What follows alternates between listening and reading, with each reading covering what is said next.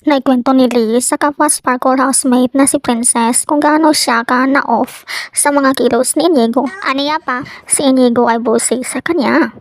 His actions are just so... Siya, tapos bilang mga ano, ikaw, huwag kang ganyan. Grupo namin full of goofy goobers. Dahil pag ako lang yung nasasabihan. Ito pa ang nakakagulat na pagbabahagi ni Lee. Inigo, bigla lang sinabi niya out of nowhere. When I stop joking, you also stop joking.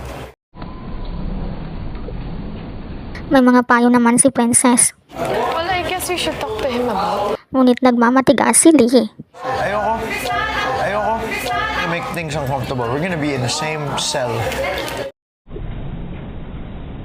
So he's like being bossy towards you. Sa naging payo ni Princess ay tila siya ay naawa sa kanya na gustong maitama ang bad character ni Inigo. Less talk, less mistake. Naging matapang naman si Lee sa kanyang pinanindigan na aniya. Kulit ako, minsan hindi ko mapigilan. This is me. I love talking. Aminado naman siya ay may pagkakamali din. Kasi for all I know, baka mali din ako. I don't know, gulong-gulo na ako, man. Siya ay sinabihan pa ni Princess. But if you think naman that you're not doing anything wrong and ikaw lang talaga inaano nila, sinisingle out. Ini-insist naman ni Princess na dapat talaga silang mag-usap kahit ayaw ni Lee. He should know then. Kasi lalo na't kayo magkagroup.